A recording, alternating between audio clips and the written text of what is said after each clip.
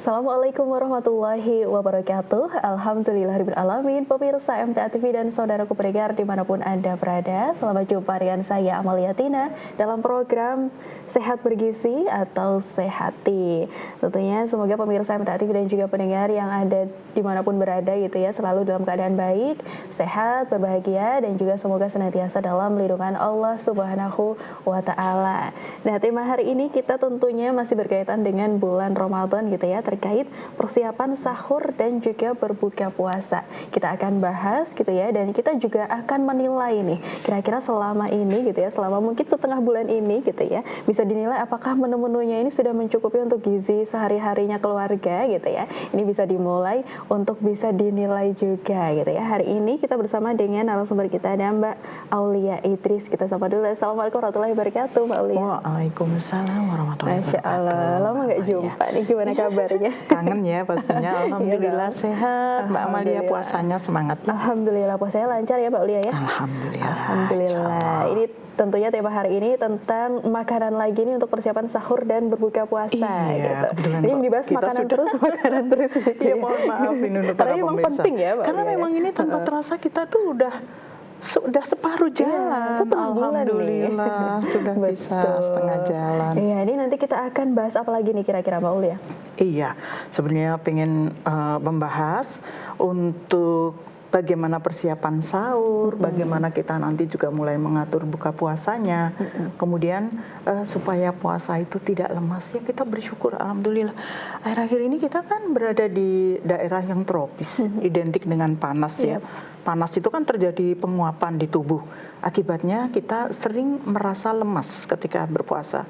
Itu indikasi bahwa kita kekurangan cairan dalam tubuh, artinya balance cairan di dalam tubuh kita itu negatif. Nah, ketika kita puasa pada bulan-bulan akhir ini Allah memberikan rahmat yang luar biasa dengan cuaca yang sangat sejuk. Betul. Hujan nyaris 24 jam sehari, bahkan mungkin ada banjir ya untuk teman-teman kita atau saudara kita yang lain, dan kita turut prihatin dengan ini. Tapi secara umum kondisi ini akan menguntungkan kita semua yang sedang menunaikan ibadah puasa di negeri yang tropis.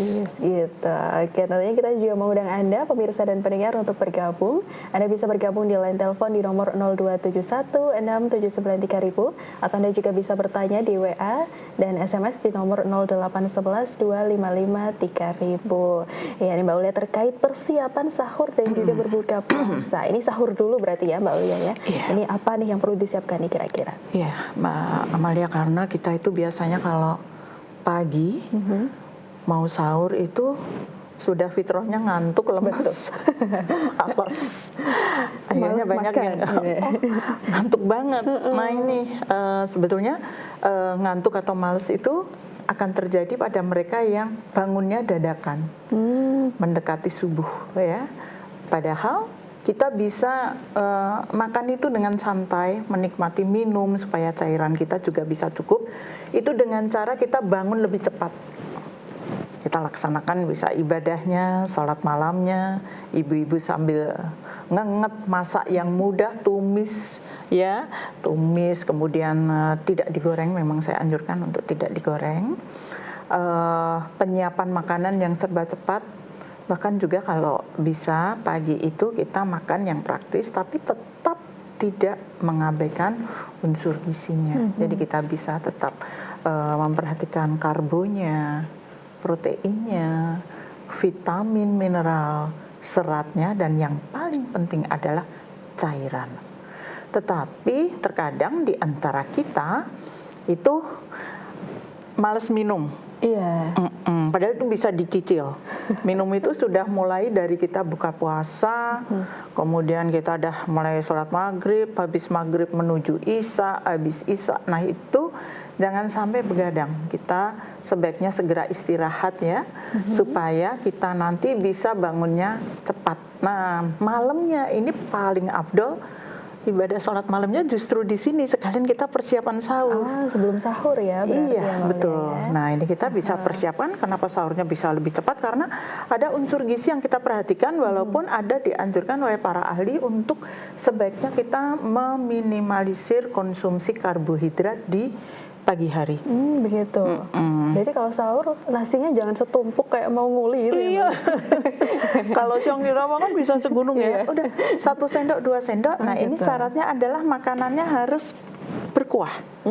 Biasanya kalau berkuah nanti cenderung untuk mekar. Iya. Nasinya kan Nasinya mekar, Mbak. mekar. Nah, itu kita gunakan aja cairannya, tidak boleh terlalu cairannya bisa cukup. Cairan rumah tangga itu tidak hanya minum tetapi juga dari sayur, dari buah, kemudian dari sayur-sayuran yang banyak mengandung air, ini bisa kita gunakan. Nah, ketika kita puasa itu kan tadi kita sampaikan kenapa lemes? Ya, lemes itu karena dampak dari kita terjadi penguapan di dalam tubuh sehingga balance cairan kita negatif. Nah, saat negatif itu kita menjadi lemas, terjadi penguapan ya di dalam tubuh.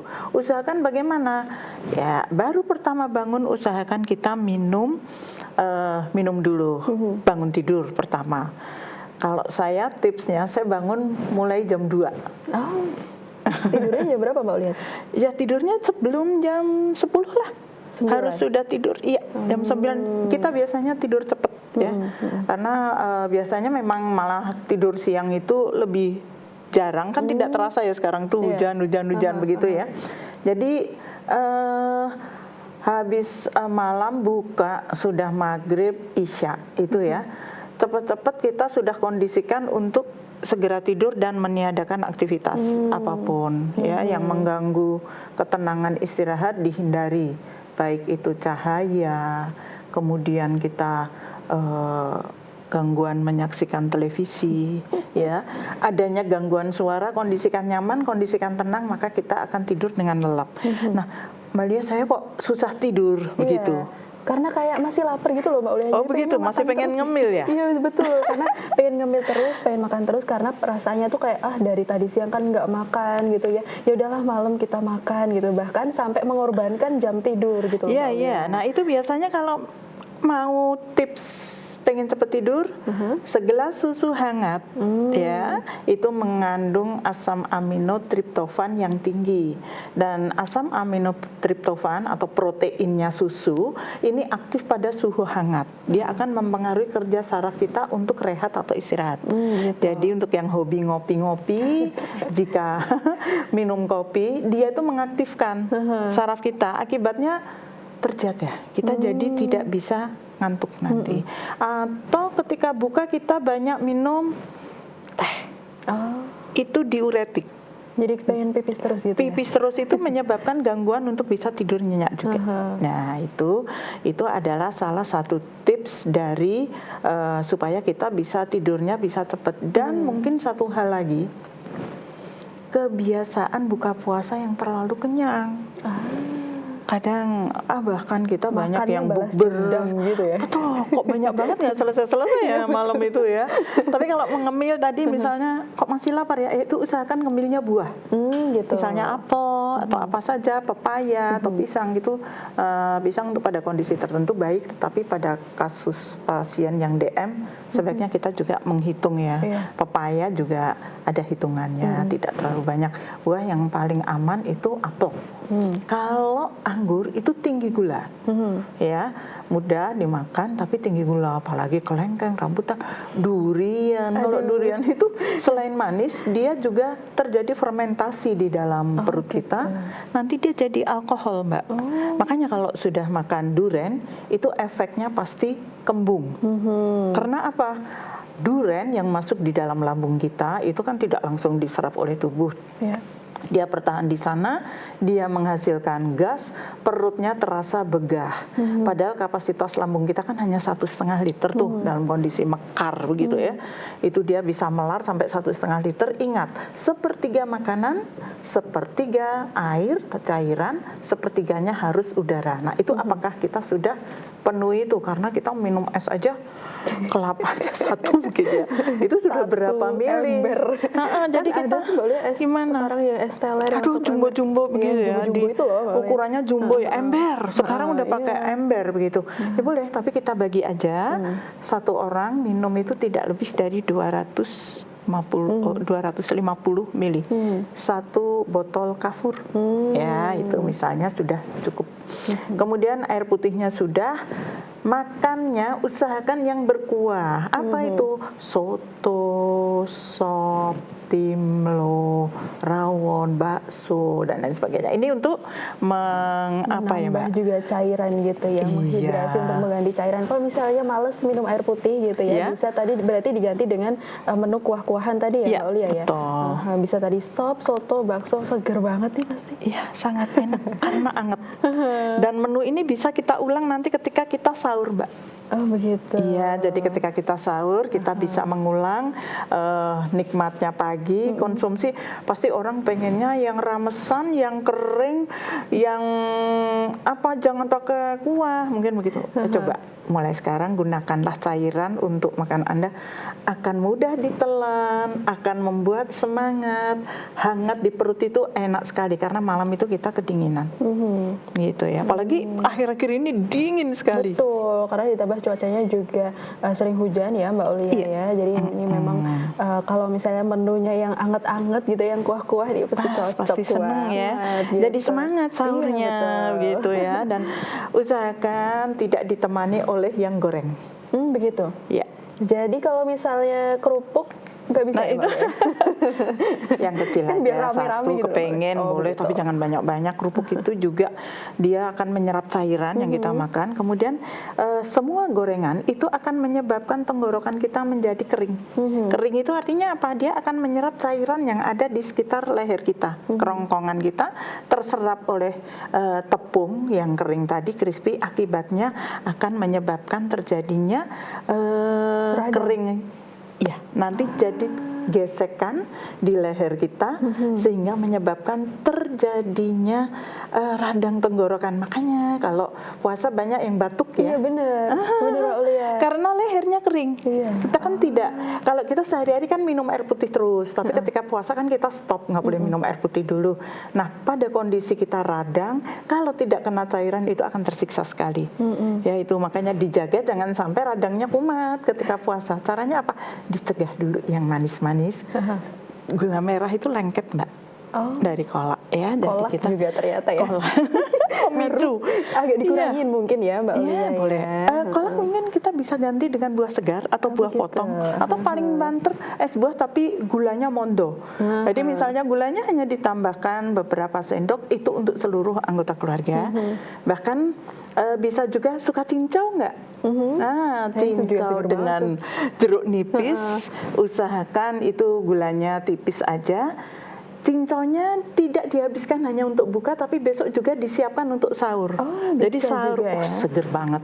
Itu tinggi serat, cairan cukup, insya Allah kuat sampai buka puasa karena kita terhidrasi dengan cukup. Terhidrasi dengan cukup gitu ya. Ini juga pastinya bisa nih dicoba di rumah gitu ya pemirsa. Tips ya, mudah-mudahan masih ada waktu, kan masih 2 minggu. Iya betul, masih bisa diperbaiki masih lah 2 minggunya. Iya, pokoknya gitu yang ya. selama ini masih kremes-kremesan, masih goreng-gorengan. Oke, mulai hari ini coba kita ubah. Paling banter masakan itu mungkin kita ca atau tumis.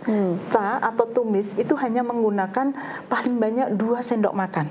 Minyaknya Iya, tidak digoreng. Kalau digoreng itu kan artinya mendapatkan permukaan bahan makanan yang menjadi kering karena dia diolah dengan kondisi minyak yang terendam atau deep fryer sehingga dia akan kering. Nah, itu crunchy, crispy. Ini yang perlu sedikit dihindari gitu ya, atau bahkan dihindari gitu ya untuk menu berbuka ataupun juga sahur tadi. Nah, untuk set menunya jadinya seperti apa nih Mbak Ulia? Kalau misalnya untuk sahur gitu, tadi kan ada disarankan kuah-kuahan. Nah, yang lainnya bagaimana? Baik, itu secara umum. Nanti kita tetap misalnya pakai nasi, oke, nasinya sedikit. Nggak nasi, misalnya ada yang ingin mengurangi karbohidrat, bisa diganti pisang rebus, ya. Terus kemudian bisa diganti singkong rebus, ubi rebus, jagung rebus pagi-pagi. Atau itu semua include di dalam sayur bening. Bening bayam ditambahkan dengan jagung, kemudian di sana ada potongan wortel. Nah, ini juga salah satu teknik menghidrasi cairan dengan cukup, vitamin serat masuk, tetapi dengan cara yang sangat mudah. Kita masak, misalnya dari kemarin sore, kuah sudah kita bikin, bahkan sayur bening itu kan bumbunya sangat simpel. Betul. Hanya bawang merah, kemudian ada kunci, daun salam, kemudian kita kasih tomat mungkin ya. Iya. Jadi itu kita akan sangat mudah menyajikannya, dididihkan, masukkan bayam, 5 menit angkat.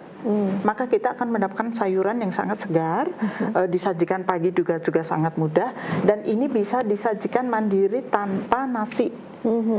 Kalau ini ya memang sayurnya harus banyak. Jadi memang ibu-ibu kadang saya heran kok belinya cuma seikat ya. Apakah nggak terlalu sedikit? Nanti kalau dikejar sama kuah lari-lari gitu ya. Betul. Usahakan sayurannya banyak ya ibu-ibu ya. Ditambahkan perbanyak sayuran dari bayamnya, tambahkan wortelnya. Wortel kan cepat empuk.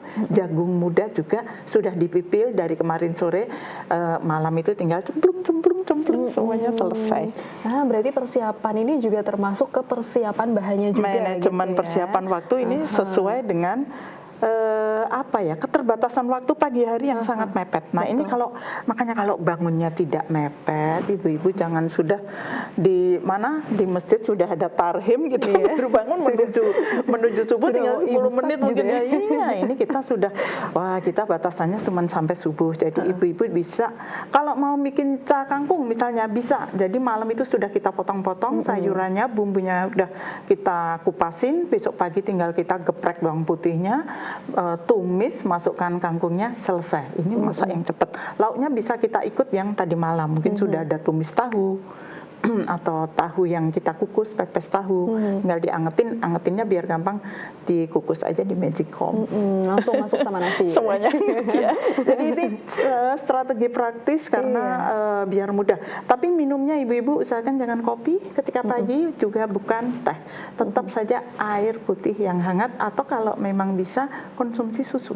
Ini bisa berarti ya, jangan. Berarti untuk kurangi konsumsi teh dan juga kopinya ini ya. Ini utamakan untuk konsumsi air putihnya gitu ya, untuk tambahan cairan dan tambahan hidrasi gitu saat puasa gitu. Baik sahur maupun juga berbuka puasa gitu.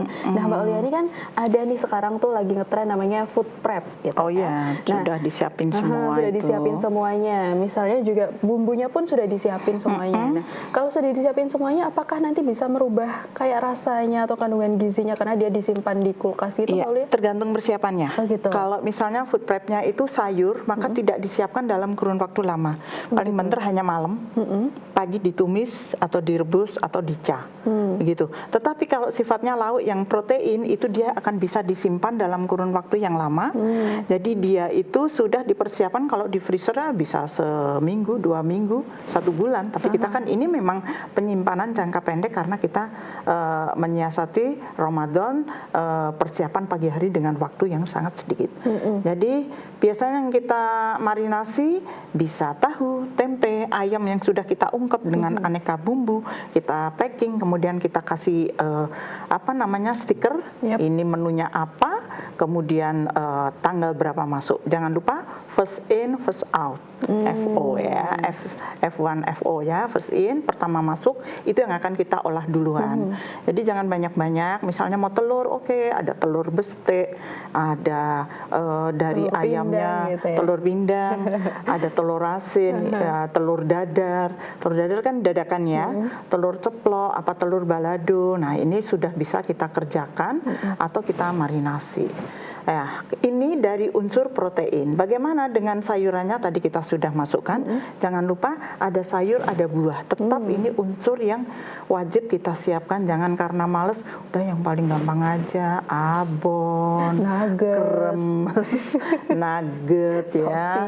Ya, udah ini sudah mulai kita hindari makanan-makanan multi processed food. Kita sudah mulai menuju ke raw food, makanan yang betul-betul dari bahan asli kita olah sebentar. Satu kali mengolah makanan itu satu kali merusak kandungan gizi. Berarti kalau nanti kita manasin 2 kali itu 2 kali manasin misalnya 2 kali ini berarti sudah 2 kali merusak kandungan zat gizi. Dipanasin 10 kali berarti kita ada 10 kali. Nah ini aja sudah nggak ada zat gizinya. Gitu. Tapi kalau dipanasin 2 kali masih aman berarti Mbak Lia? Tergantung jenisnya. Oh gitu. Kita bisa nyimpan makanan itu dari menunya tadi. Kalau misalnya ayam rendang atau bumbu rujak atau kita bikin bacem dan lain sebagainya, itu usahakan diporsikan sesuai standar porsi yang akan kita gunakan sekali makan. Jadi kita masak misalnya 2 kilo ya, terapi itu kan supaya kita hemat waktu. Dibagi-bagi, oh ayamnya isinya ada 10 potong paha misalnya. Oke, anggota keluarganya ada 4, maka kita bagi menjadi 3 porsi. Jadi sudah di plastik sendiri-sendiri atau masuk tin wall bahwa kita hanya akan masak untuk 3 kali makan. Itu ya. Ini sudah biar nggak bosan ya, jangan bumbu rujak terus bumbu rujak. Bumbu rujaknya oke, hari ini keluar lagi 10 hari. Gitu atau keluar lagi kapan. Gitu ya untuk betul, menunya, kita makanya stoknya bisa macam-macam ibu-ibu. Betul. Udah nggak akan kehabisan ide, apalagi sekarang warung sayur di sekeliling kita itu bisa buka sampai malam.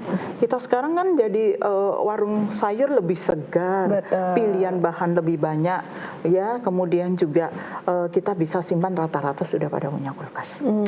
Jadi bisa disiasati gitu ya untuk menunya. Mungkin kalau tidak mau menyiapkan yang buru-buru bisa dipersiapkan sebelumnya dengan food prep atau food preparation tadi gitu ya. Dengan diperhatikan juga bagaimana untuk penyimpanannya bahan makanannya gitu. Kalau sayur berarti malamnya gitu ya Mbak Lia, atau sudah 1 kita hari prepare, sebelumnya gitu ya. Sudah di prepare, nanti sahurnya bisa langsung dimasak gitu. Betul.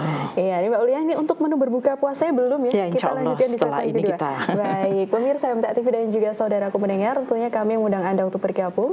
Anda bisa bergabung di line telepon di nomor 0271 679 3000, atau Anda juga bisa mengirim pertanyaan di WA dan SMS di nomor 0811 255 3000. Kami akan kembali setelah informasi-informasi berikut ini.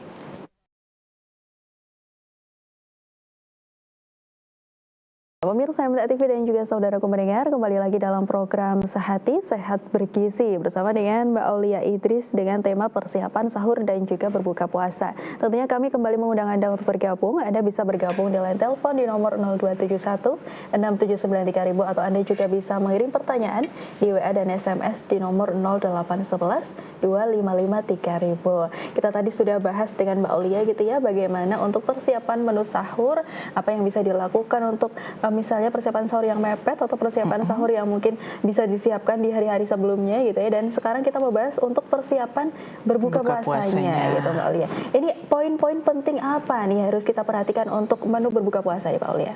Iya, kalau kita tadi mempersiapkan tenaga untuk aktivitas harian dari menu sahur, nah dengan waktu yang mungkin sangat terbatas, kondisi mengantuk dan cenderung untuk agak malas gitu ya.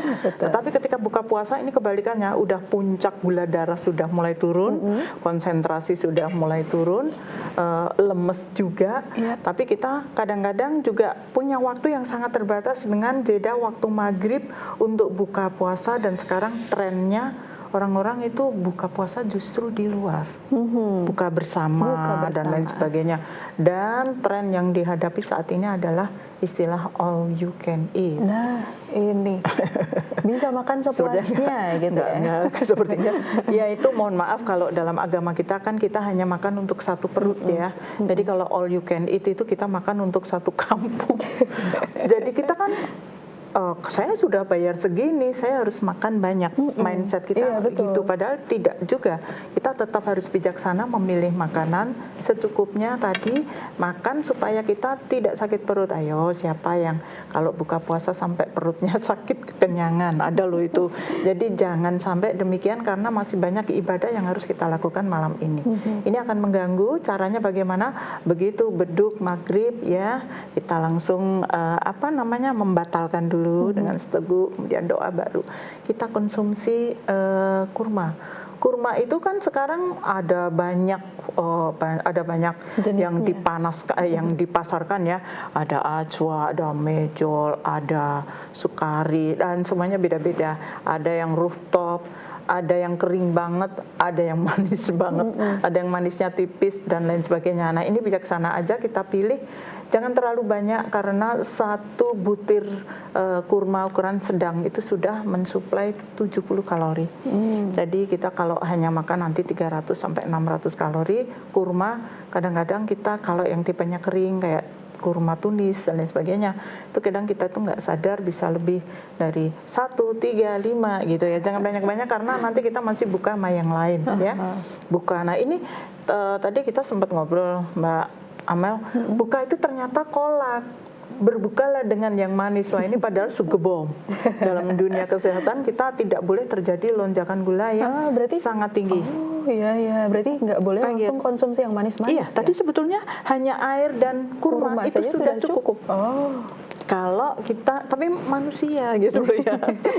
Apalagi udah merasa puasa seharian, ada istilah balas dendam ya. Itu tadi udah kurmanya 1 atau paling banyak 3, itu pun yang kecil-kecil gitu ya. Kalau yang mejol itu 1 aja gede banget itu ya. Sudah manis gitu. Manis, kita pilih yang sedikit. Atau bisa juga berbuka dengan buah segar, bukan es teler, bukan es buah ya. Karena itu gulanya banyak ya, sugebomnya di sana. Jadi kita tetap bisa konsumsi dari buah, bisa pisang, bisa buah yang segar, misalnya pepaya potong, semangka, melon ya, belewah. Oh, itu buah-buahan yang banyak mengandung air. Ada juga yang bukanya pakai durian. Aduh, ini apa nggak berat kan banget ya? Dari Padan mungkin ya. Apa nggak berat ini banget? ini duriannya tiban gitu ya. Sudah terbayang-bayang dari siang, kepengen banget buka durian. Jangan, karena apa? Berbuka puasa itu tidak boleh kita mengagetkan lambung kita setelah seharian dia betul-betul istirahat. Rehatnya lambung kita selama puasa Ramadan itu adalah 30 hari penuh atau 1 bulan penuh. Ya, saat itulah tubuh kita ibarat kendaraan itu lagi turun mesin, dicuci, di stop. Karena kalau kita tidak dihentikan dengan puasa Ramadan, kita itu tidak pernah menghentikan menggiling bahan makanan di dalam pencernaan kita. Terus aja, padahal tiap 3 jam baru turun ya. Belum 3 jam makanan turun dari lambung sudah diisi lagi. Karena satu mulut saya tidak berhenti makan begitu ya. Terus pengen ngemil terus. Nah itu ketika puasa kita memiliki waktu yang terbatas, tadi buka dengan sesuatu yang hangat, bisa teh anget atau bisa juga dengan air putih dan kurma, karena kurma sudah manis ya. Tetapi saat ini sudah mulai tren itu adalah munculnya kolak ubi ungu. Ya, ini santan, gula merah tambah gula pasir, ubinya sudah tinggi kalori ya, itu kan karbohidrat, kadang dikentalkan juga dengan tepung tapioka, kemudian ada gula merah. Penggunaan gula di sini sangat tinggi dan makanan kita sudah sangat terpenuhi, bahkan mungkin kadar kalorinya sudah lompat dari ketentuan karena hanya makan kolaknya saja. Atau es teler juga ditambahkan susu kental manis, ya creamernya, ada gula sirupnya, ada ditambah manisan-manisannya. Aduh, jadi buahnya mangga mungkin ya. Nah, itu mangga itu juga gulanya sudah sangat tinggi, jadi hati-hati. Itu buka puasa jangan terjadi ledakan gula yang sangat tinggi. Kalau kita dalam kondisi baik tidak apa-apa, tapi saat ini sudah terjadi tren anak-anak muda sudah terkena diabetes. Hanya karena nggak periksa saja jadi nggak ketahuan. Iya, betul. Gitu ya. Jadi sekarang tuh ada anak kecil sudah suntik insulin, itu umur 4 tahun dia gulanya itu sebelum disuntik insulinnya itu gula sewaktunya itu disuntik itu gulanya sudah 463, itu anak umur 4 tahun gitu ya. Padahal kita gula tidak boleh lebih dari ini untuk gula puasa, apalagi gula sewaktu nggak boleh terlalu tinggi. Nah ini untuk mbak-mbak anak muda yang suka ngopi-ngopi, kumpul-kumpul, nugas dan lain sebagainya sambil menikmati segala sesuatu yang minum manis-manis, dessert manis, kue-kue manis, enak aja matcha. Iya boleh, tapi ingat sehari kita gula tidak boleh lebih dari 5 sendok makan. 1 sendok makan itu 10 gram, 1 gram gula menghasilkan 4 kalori. Jadi 1 sendok makan gula itu menghasilkan 40 kalori. Sehari kita hanya boleh 5 sendok makan, baik dari kolak, baik dari sayurnya, baik dari minumnya, nanti ada tehnya dan sebagainya. Jangan lebih dari 5 sendok per hari, bukan sekali makan. Garam juga kita juga membatasi. Jadi untuk buka puasa membatasi gula, membatasi garam, jangan yang terlalu asin-asin, Gurih-gurih kerupuk, gitu ya. yang crunchy-crunchy, crispy-crispy, sama menghindari penggunaan pengawet. Tadi misalnya kita beli nuggetnya beli ya, itu pasti pakai pengawet. Jadi kalau mau ibu-ibu bikin sendiri, dicop sendiri dagingnya, kemudian dikukus, tambahkan telur, pengikatnya kita tidak perlu pakai tepung karena di sana gluten free, kemudian juga telur itu menambah proteinnya sekaligus dia sebagai pengikat. Daging ayamnya sendiri itu juga sudah ada proteinnya, jadi dia sifatnya terkoagulasi oleh panas. Dia akan bisa dibikin galantin, bisa disendoi untuk jadi sop bola-bola ayam, ya, tambahkan jamur dan sebagainya. Itu kita sudah menghindari aneka hidangan yang digoreng, ditepung-tepung, yang di crispy. Sekarang tahu gitu ya. aja dikrispiin, ubi dikrispiin. Dulu gorengan waktu saya masih kecil, ubi itu nggak pakai tepung, Mbak, tempe nggak pakai tepung, ya udah tahu ya nggak pakai tepung gitu. Yang pakai tepung itu hanya bakwan. Tapi sekarang semuanya bertepung dan itu kalorinya sudah tambah-tambah ya. Apalagi pisang goreng. Aduh, hati-hati, itu satu porsi pisang goreng juga sudah tinggi. Jadi ingat, ibu-ibu, bapak-bapak masih makan yang lainnya. Supaya apa? Tidak terjadi lonjakan gula darah yang sangat tinggi selama bulan puasa. Ini hati-hati. Biasanya nanti gongnya ketika lebaran. Sakit. Nah ini yang perlu diperhatikan ya Mbak Ulia ya, maunya kita cegah ya. Kan jadi sebetulnya puasa ini kan mau memperbaiki sistem pencernaan kita, tubuh kita diistirahatkan supaya tidak lelah, tetapi khilaf kita justru membuat kondisi tubuh kita semakin rusak gara-gara ya manusiawi karena keinginan ya. Saatnya kita mengendalikan, karena puasa kan nggak hanya menahan lapar dan haus, dahaga, tapi kita harus bisa mengendalikan diri. Hal-hal yang sifatnya mukbang, makan banyak, itu sudah saatnya kita cegah dari sekarang, karena kita udah belajar ilmunya loh. Betul. Jangan sampai puasa yang asalnya ini menyehatkan gitu ya Mbak Ulia ya, jadi malah nambah penyakit nanti. Iya, malah jadi ketahuan sakitnya. Gitu jangan ya. Coba kita sih berharap sehat. Nah, dari buka puasa tadi gimana? Udah air putih anget ya. Jangan langsung dihantam dengan es. Itu ibarat gelas ya, sudah dingin, kan dingin ya, nggak makan ya. Kemudian tiba-tiba datanglah air panas, dimasukkan ke dalam gelas, retak gelasnya pasti ya. Ini nggak kuat. Begitu juga pencernaan kita. Tidak selemah itu, tapi kalau dibiarkan begini terus-menerus maka akan rusak. Dingin sedikit aja.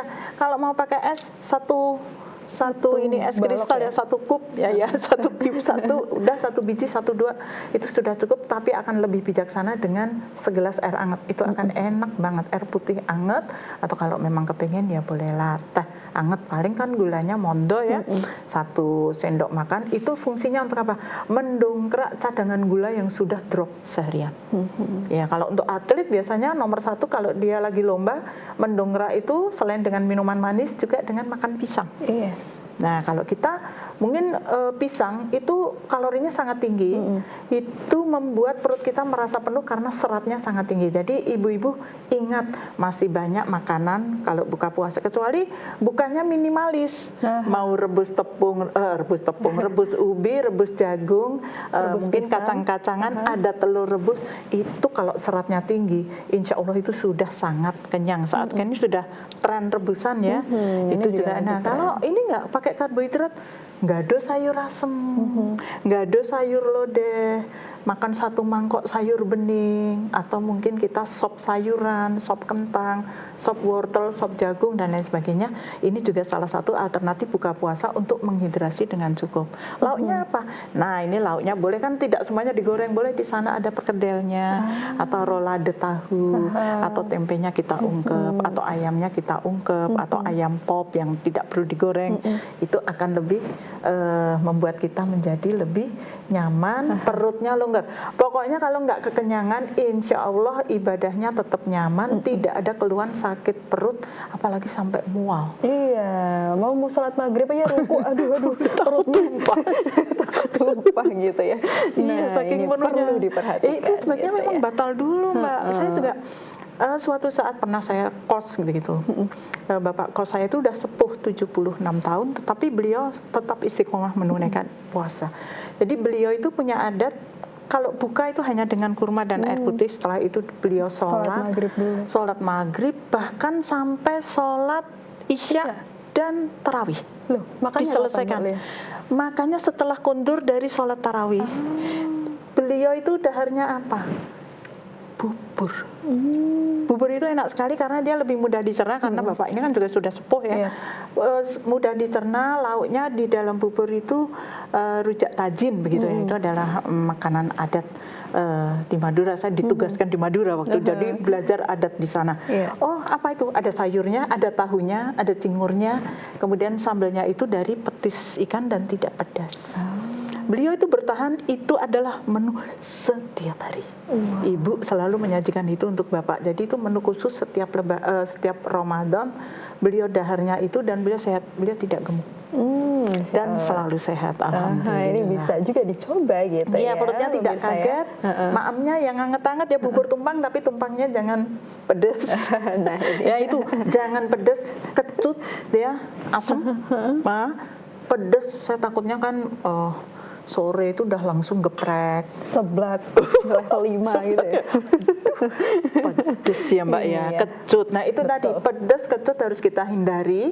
Kemudian mudah dicerna, tidak terlalu panas, artinya mondo, dan persiapkan untuk ibadah selanjutnya. Masih ada sholat maghrib atau sholat isya. Bahkan kalau memang mau longgar, kita bisa untuk sholat malamnya malam tadi menjelang sahur, atau kita bisa juga mau malam, tapi usahakan 3 jam sebelum mata kita terlelap itu kita harus sudah selesai makan.